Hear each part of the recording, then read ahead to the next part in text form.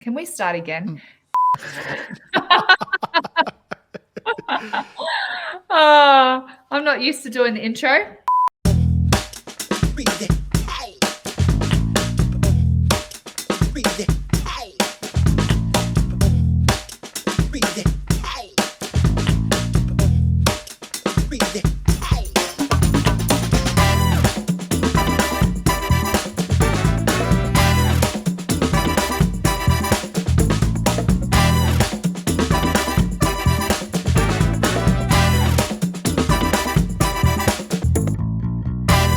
Hey guys, welcome to episode 3 of the Remind podcast. My name is Dr. Ashley Morland and I am joined by my beautiful friend David. How are you today, Dave?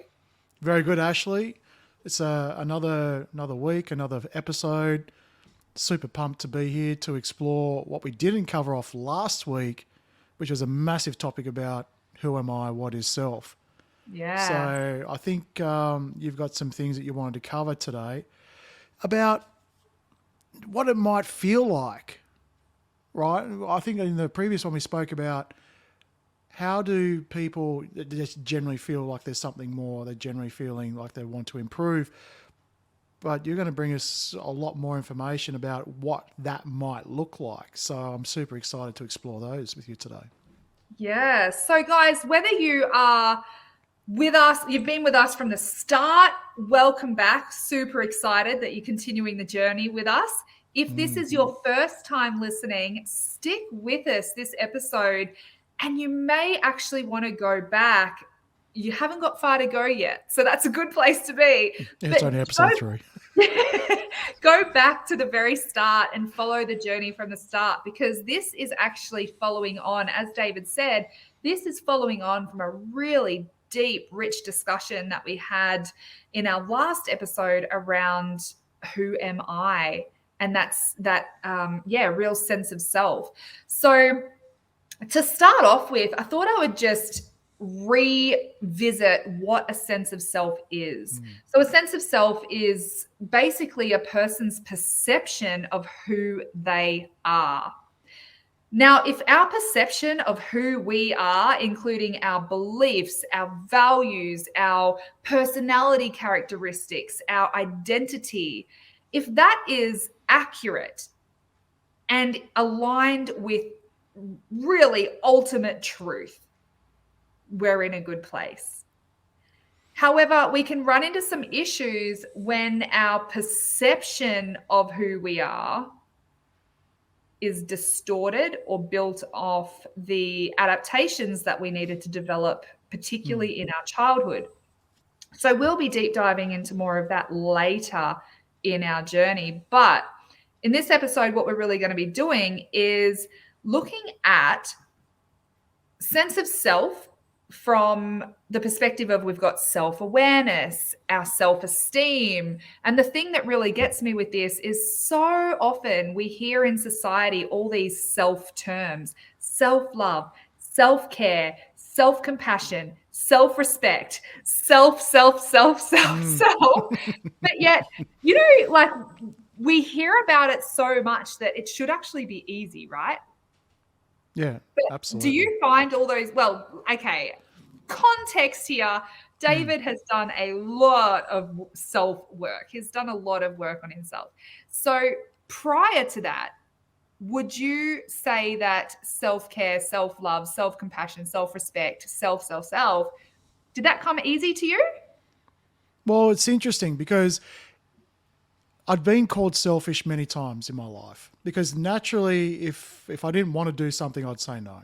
You couldn't force me to do anything. If someone needed help and I simply didn't have the capacity to help, I would say no. But it's not saying that I didn't help when I had capacity. And so there was a bit of self there, but that's sort of uniquely for myself. But what I did find is that looking back now, I sought validation externally when it came from what people thought of me. So when people would call me selfish or not sort of say, I know you've done this, I know you've done that, but if you don't do this, I'm going to be really upset. it would make me angry. It wouldn't change my mind, but it would make me angry because I still needed that validation. I thought it was unfair of that person to feel that way Yeah. or to say those things. And so for me, the sense of self was always based on, well, what's coming back at me? Externally, what's being reflected? What's coming in? So am I feeling okay? Or am I just angry or feeling like I'm above it all and just trying to tell them to go away? There was almost like an arrogance where I was just sort of put big boundaries up, right? You don't Yeah. affect me. You can't hurt me. Because again, it was still that validation from external, where now as I'm going through this path, I'm not, when it comes from yourself, the feeling of joy and all of that, where it comes from you internally, you don't need that.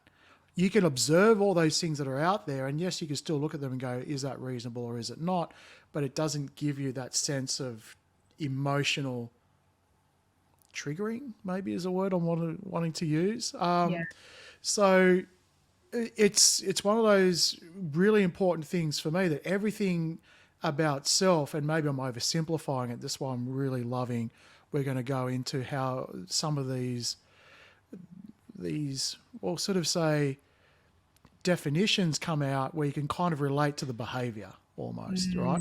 But Yeah. at the core of this, if you can feel peace, if you can observe an injustice and it simply be an observation of an injustice, Yeah. if you can be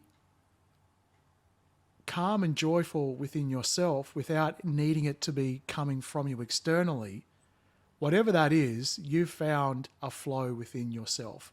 Yeah. I You are love on the that. path to finding yourself. Whether you found it or not, I believe it's an ever going journey. But the behaviors that you seek to get that external validation, I know we're going to be going through some of these. So that's a big one.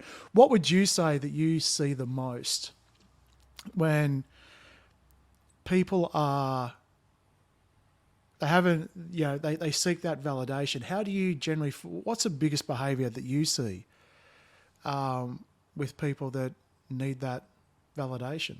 I know I've said Hands down, validation quite people a few pleasing. times. People Hands pleasing. down, hands down, it is people pleasing. Yeah. And this is such a tricky one. I guess when it comes to self, if one of the indicators that we have a real disconnect from our true identity is a real lack of self-awareness. And what I mean by that is, if we cannot embody and have a deep awareness of our emotions, of our thoughts, of the behaviors that we're exhibiting, then how could we possibly know how to care for ourselves or what we even need at the most basic level? So the reason I asked you that question is, as a mum and as a woman, I think we are especially targeted with this concept of self-care. And excuse me if I get a little bit riled up about this, because it absolutely infuriates me when I'm being targeted by ads that are effectively promoting that if I just, I don't know, exfoliate better, or, go and have a massage or a facial, all of a sudden this entire existential crisis that's occurring within me gets better. Self-care, the type of, I guess the type of suffering and struggle that we're covering here, when people, you will know, if you're listening to this, you will know, it will resonate with every cell of your being that you're in this state, because there was like a level of exhaustion and burnout and complete self-abandonment that no amount of massages, facials, sitting in a circle singing Kumbaya would ever help. It is so much deeper than that. And I really do feel, and correct me if I'm wrong from your perspective, but I really do feel that women in particular are targeted with that stuff. And that is extremely, it's like gaslighting, right?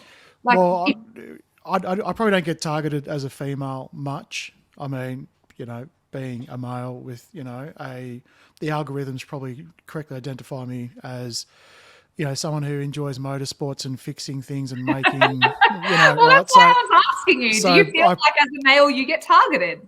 no. I mean, I'll probably get toothpaste and shampoo ads and, super cheap auto, all of Five those. in ones, the The 40 five wash in the ones. shampoo. Yep. The algorithm doesn't realize how little hair I have at the moment, but that's all right. But what I will say, and I'm gonna ask you this question, right? When you talk about the fact that you get targeted with ads that says get a facial, get a massage, go do these things, I would definitely say if you're at the point where you're having these crises, and if you are a people pleaser, chances are you've never actually spent time on yourself because you're too focused on others. So it's not actually the fact that you're having the facial that's going to fix it. It's the fact that you've allowed yourself to have time to put down the people pleasing, to put your needs first. What will people So think? I certainly feel that now from an advertising point of view, and this society in general, and this is a bit that gets me, it's sort of like we have a pill to fix your joy. It's an antidepressant. We have a pharmaceutical thing for this. We have a product for that. We have Disneyland. We created fun because we can't feel joy. We need to be distracted. Yeah. And so overall, everyone's got an agenda. But what I will say is for those people, and if you're feeling this way and you've got yourself here, maybe because you're not looking after yourself or you're not giving yourself permission, or you feel as though others won't give you permission, doesn't matter how small the task is, get the facial. Because there's so much more behind it than just having the facial. The facial's not going to fix it, but it's you starting to take back ownership of your own happiness. It's you allowing yourself to give yourself time. Yes. It's signaling to those others who may or may not be saying you don't deserve it, that you do deserve it and that you need to be treated that way. And I know it's a fairly oversimplified thing about it, but these are small steps. These won't fix exactly what you said. The existential crisis, if it could be fixed in a facial, Nivea would be going crazy, right? Yeah. It would just be, get your happiness in a... Right. So... I love that point that you made because it's what it means. It's what it stands for. So to be able to go and, I mean, a lot of mums I know can't even pee or shower alone. And so when you then have to go, okay, let's get X amount of time to go to this place. Like, let's say it's an hour or an hour and a half. I'm going to take out an hour and a half out of my day where I'm not housekeeping, I'm not working, I'm not caregiving, I'm not doing all these things, going out and doing that just for you. So there's a few things that come into it. There's spending money. A lot of people will not spend money on themselves. There's taking the time out. A lot of people, unless it's for a productive purpose, a revenue raising purpose, a caregiving purpose, a purpose that gives them validation from external sources, like you touched on, they won't do it. There's so much into this. But I think I was talking earlier about this point on self-awareness, and I think that is so critical because self-awareness is partly around what are my emotions? What am I feeling in this moment? What's coming up for me? But also awareness of self. Awareness of self is about questioning the narratives. What do I actually believe about myself? Who do I think I am? And that's cycling back to our last episode. So in terms of the behavior of people pleasing, what can happen is if we have learned at a young age that our okayness is dependent on the okayness of others. So let's say, for example, maybe our parents were really busy, really stressed with work, and they would come home and they wouldn't be fully present emotionally. They might be really disconnected and overworking. Maybe they were having relationship difficulties or mental health difficulties of their own. In order for our safety and survival, literally from a nervous system perspective, we've learned at a young age, I need daddy to be happy in order for me to be safe, or I need mummy to be happy in order for her to want to spend this time with me and connect with me. So this is how empaths are created. Empaths are created by having an adaptive survival instinct necessity to understand the state of those around them and literally tune in, so highly attuned to the nervous systems of the people around them, so that if they perceive them to be unhappy or, I don't know, unstable, they can adapt their own behavior. They might suppress their desires. They might cut themselves off from their needs. They might be quiet when they really want to express something. So that people-pleasing behavior is a very, very number one hint that there is a disconnect to our sense of self because we needed to as a child. And so we've all been children at some point. We've all had parents, you know, and we've all been raised by someone. So we've all would have gone through this, because I mean, as a child, you need to have, you want to feel safe, and so if your siblings, if your parents aren't regulated, or if they're not feeling happy or things like that, it will affect you. So I suppose that in itself is something that is okay during that period in time, right? Because as a child, you need the security of the family more than, I mean, just from an evolutionary point of view, the parents don't need the children to survive. The children need the parents to survive. Yes. So at that point in time, I think that's a very suitable survival mechanism.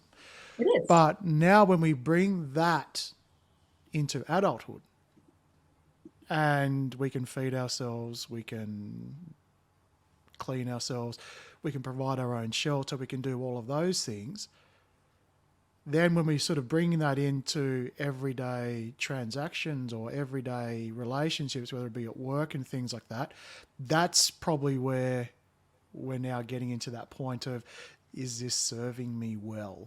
Yeah, and that's really important, because the thing is, we don't know any different. So once our nervous system has adapted because of those safety and survival strategies that you spoke about, just because we've left the home as we become adults, we consciously know that. But our body and our nervous system doesn't. And so here's the interesting thing, right? Our physical vessel exists in time and space. So my body right now is extremely safe. I am sitting in my home. I'm here. I'm chatting with you. I'm here alone. There is no threat to me at all. But if I close my eyes, because vision is our dominant sense, so when we have visual cues available to us, that's when we might look for things that might represent threat or not to us. But if I close my eyes, I lose all sense of time and space. Simply by closing my eyes, I'm no longer in this room. Simply by closing my eyes, I can be back in my childhood home. I can be 10 years from now. And so the reason that this is important is because just because our physical body is no longer in that childhood environment, the data that we stored when our physical body was, that data is what determines whether we perceive things as safety or as threat as an adult. And also, even beyond that, like, it's just learned behavior to an extent. Because, when I work with couples, I will just jump in there just for a moment, because I think you've got this. This is something for me that blew my mind when I first heard it.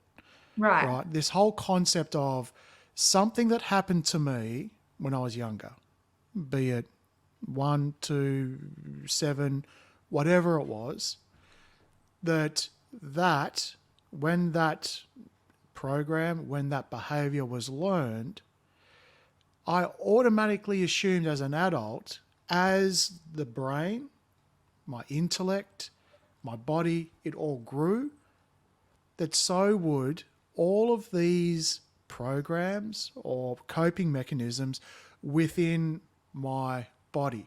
What Yeah. blew me away was the fact that when you talk about time and space, well, I am conscious of today's date, today's time, how old I am, what happened to me in the past, again, because that's time. But what I didn't understand was that thing within my body, what's actually creating this emotion, what's creating this trigger, what's creating this desire to people please, started when it should have, when I was younger, right? Yeah. Because if I was an absolute menace just from an evolutionary standpoint, then my parents wouldn't want me around. I wouldn't have the safety of the pack or the community. I'm dead, right? Yeah. So that makes complete sense. So the body understands that. It's incredibly intuitive. What blew my mind is the fact that what that happened back there did not grow up No, it might as with well the be rest of happening right now. exactly. So Yeah. that in itself is okay.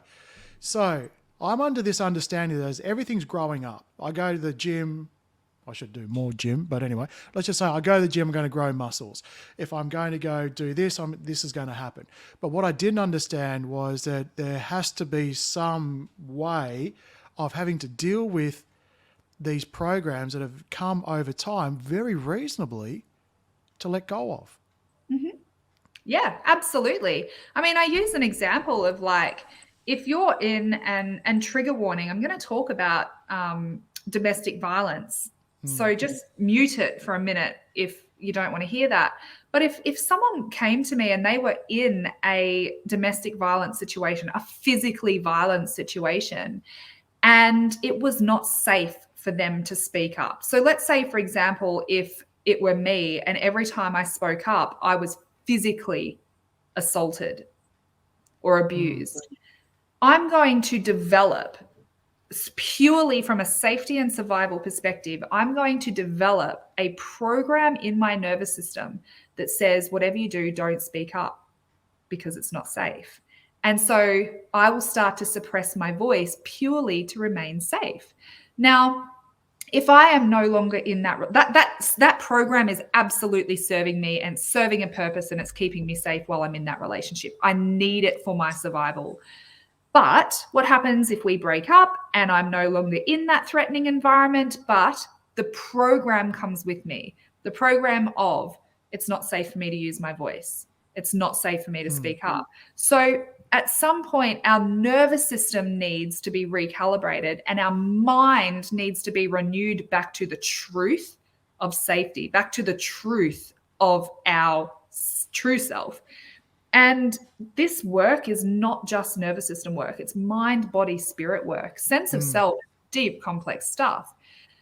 So it's got to be that holistic view. Approach. Being I able think, to, but we can only release things that are not serving us anymore. absolutely. And I think coming back to that example, you sort of said, well, that's going to develop your nervous system to say, well, I can't speak up. Well, not only that, you're going to be heavily compliant to whatever is asked of you also to feel safe. You And might develop stories that all men are dangerous. yep, or I'm not worthy of a genuine loving relationship. Yeah. There's all of these things that will sort of happen, and some of the other stuff that will happen is you'll be highly sensitive to your environment and to the moods of other people. Yeah. Because it's sort of like you'll sense every little movement, and you're constantly guessing what people are doing. So there would be a lot to unpack under something like that. And it's fascinating how one sort of thing can talk about people pleasing, but then people pleasing has its other things like I'm not worthy attached to it, or it just sort of keeps on going. But I think the real fundamental thing when it comes to being aware of these things is there's a trigger that doesn't necessarily follow intellect. and learning and education, those sort of normal pathways that we go through as a child at school, as we go through in society, because we haven't been talking about it like we are talking about it now, Yep. which is how, imagine if they taught this stuff at school. Oh, I'm working on it. Don't you worry.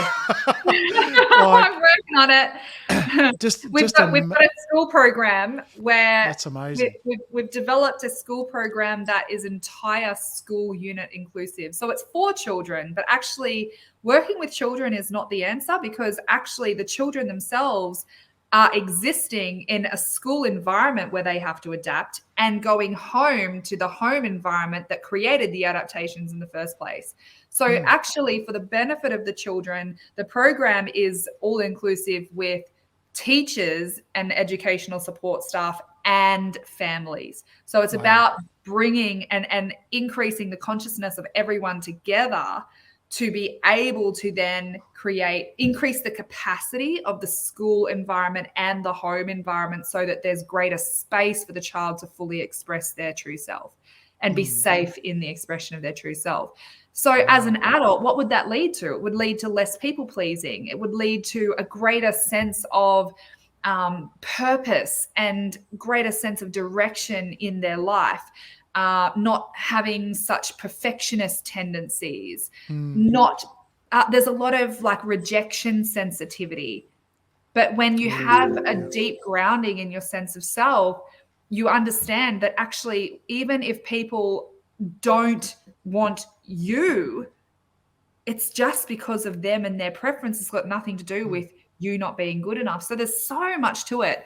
And yeah, so the school thing is really big on my heart, particularly because my children are in the system at the moment.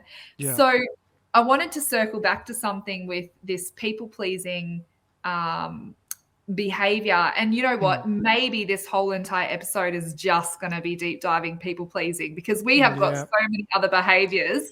And I tell you what, we spoke about all the things we're going to talk about. I think we're on point 1. Yeah, we are. But that's so cool. And it's great. Unlimited episodes still to come. So going back to this concept of people-pleasing, another kind of covert way of people-pleasing is lack of boundaries and avoiding conflict or confrontation.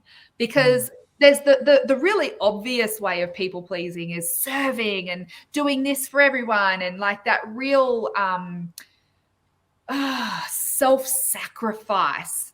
It's giving just completely without being able to recharge yourself. Without regard for your own self, without healthy boundaries. Yes, without your own needs being met. Yes, I think you said that. That was because brilliant. We don't know what our needs are, because we don't know ourselves. We don't have the self-awareness. Because we shouldn't have any needs.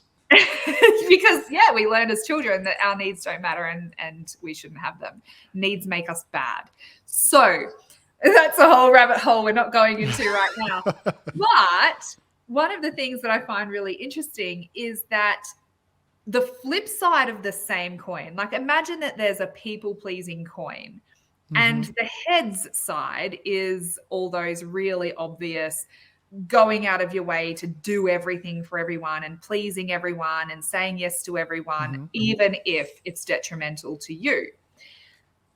But the tails side of that coin is the lack of boundaries and avoiding conflict. It's the not doing. What are the things that you are not doing to please people? I would say the opposite. The flip side of the coin is like being a narcissist, right?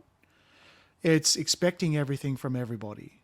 It's demanding. No, that's not where am I on the wrong path with this? That's not where I'm taking this. That's not where I'm taking it.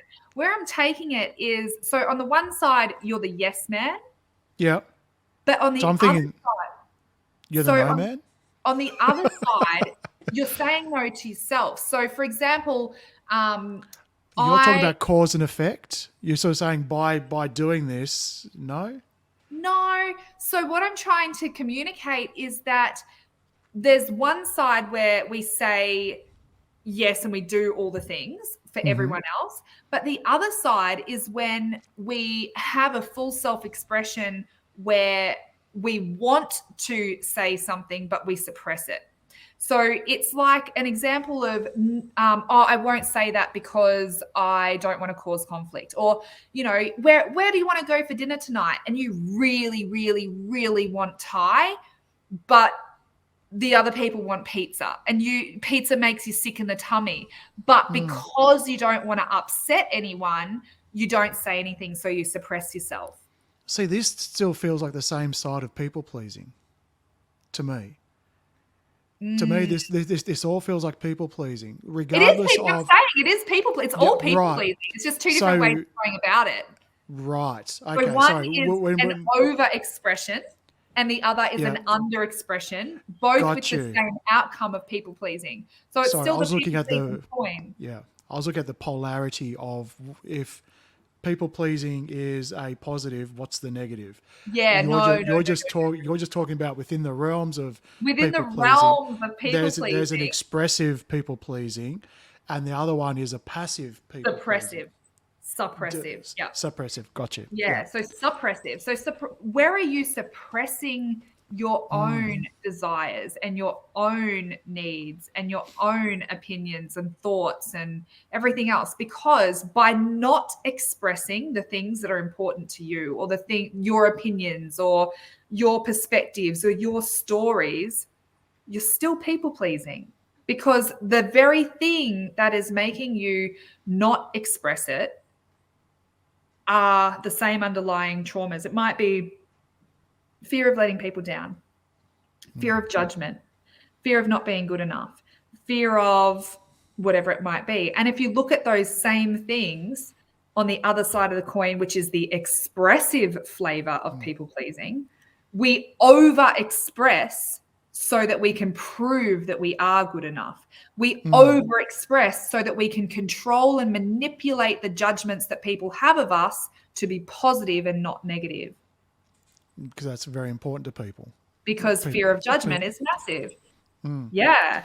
So do you kind of get the difference there? Yeah. It's sort of like how that one thing expresses in itself in two different ways.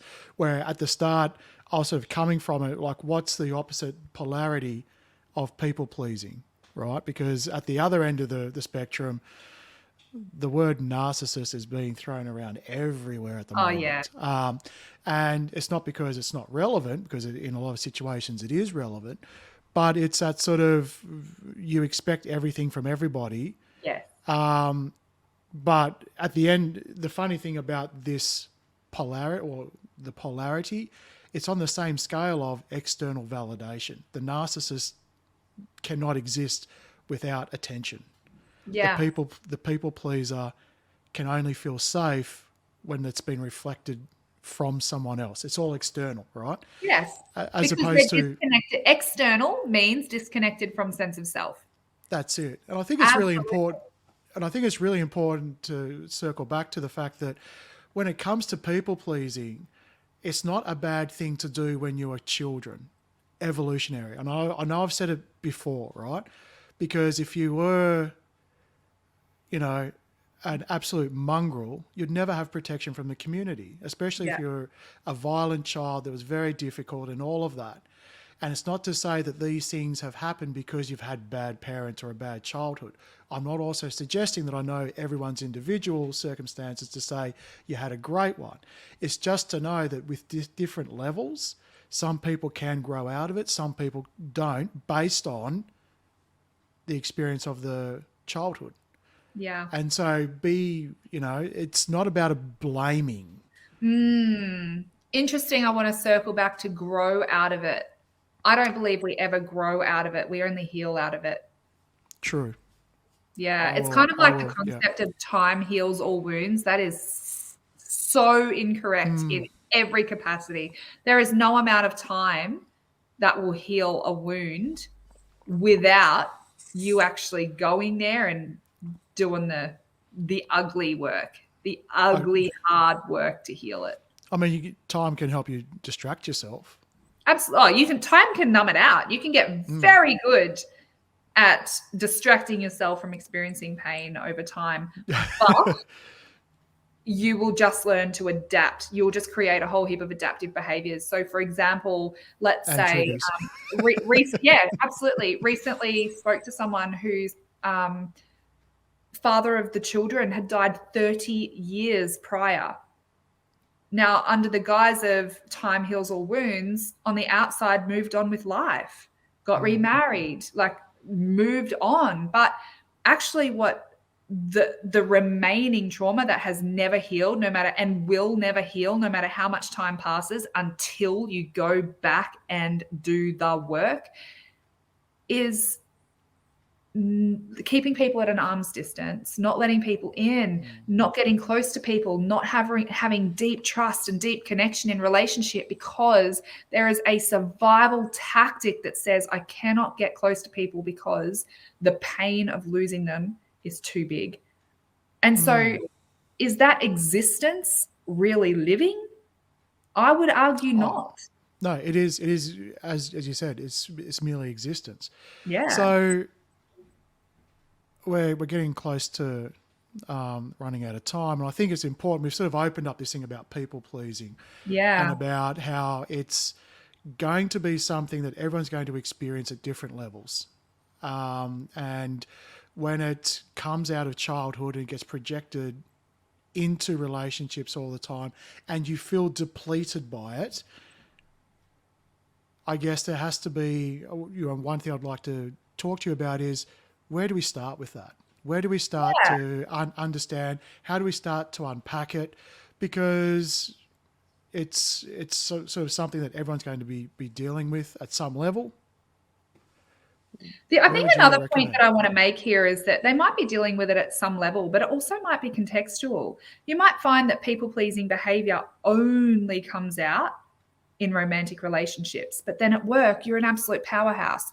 You might find that people-pleasing behavior only comes out when you feel inferior, like in a hierarchy situation. You might feel that people-pleasing only comes out, so it might be contextual. So really good question where to start. Before we go there, I would really love to make this really practically applicable to our listeners. So we have listeners that have different roles in their lives, from parenting to relationships to business owners, business leaders, all this. So how is people pleasing relevant to your context, or even the people that you might be leading or raising in the case of parenting? And so leading then into where to from here, self-awareness. Start with awareness. So actually start to observe, invite an observation into your own behaviors. Look for the areas where you've abandoned yourself by saying yes to things that your body's screaming to say no to, or saying no to things that your body is screaming to say yes to. And invite yourself to explore these behaviors. Well, I think that, you raise a very good point there. Being like compromising, which is healthy in any relationship, being compassionate and wanting to have or be aware of the needs of the person you're dealing with is natural. Where does it go from being healthy to unhealthy?